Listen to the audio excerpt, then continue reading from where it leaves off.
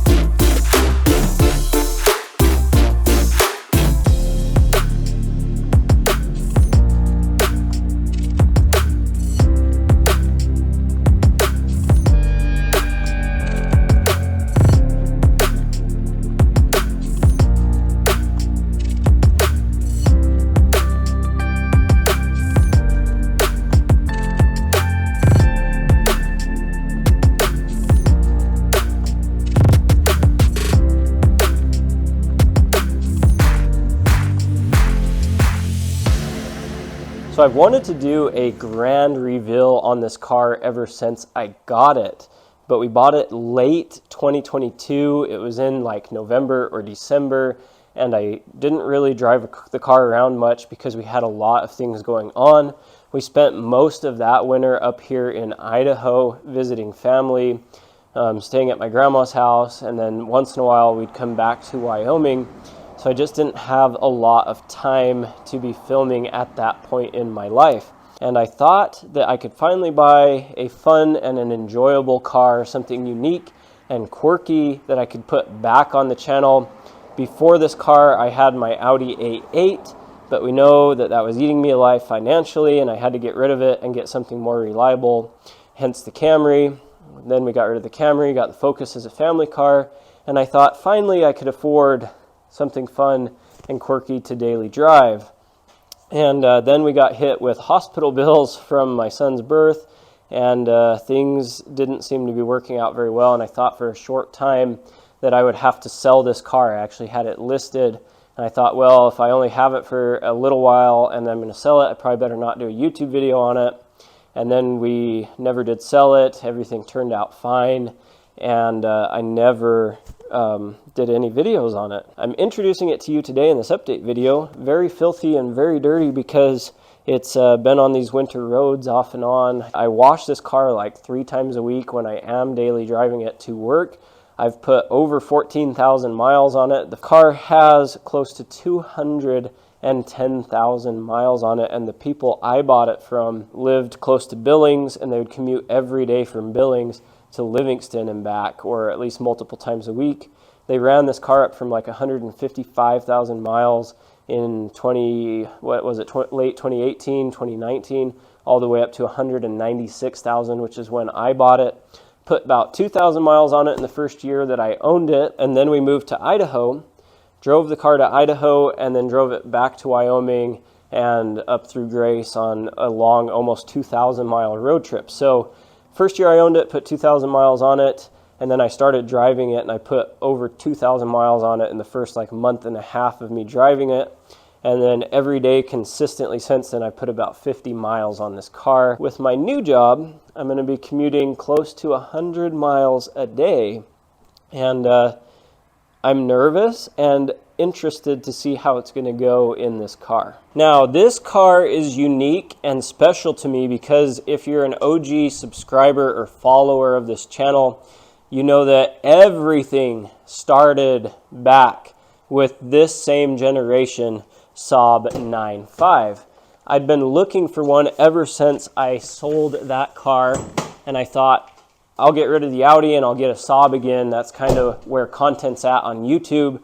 But then the Audi videos started to do really, really well. Ever since I got rid of the A8, I've been pretty actively looking for one of these cars for about 2 to 3 years.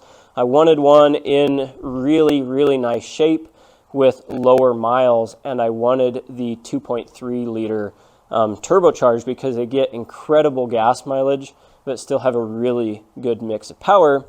But instead, I came across this one. This one is the SE, so it's the top of the line, fully loaded 9.5 at the time. This was Saab's flagship car at the time, and it has the, as we all know, the very reliable or unreliable, infamous 3.0 turbocharged V6, which gives the car plenty of power, but not so much fuel economy. Since I got this car, I have done quite a bit of work to it, a little bit of deferred maintenance, as well as just some personal preference changes.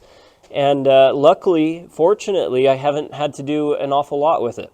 I wanted a low mileage car. This one had almost 200,000 miles when I bought it, but you would never be able to tell that because the interior is in really good shape and the exterior has been pretty well taken care of. Obviously, there are quite a few dents and dings and chips and scrapes and scratches here and there, but that's okay because I feel like I can drive this car.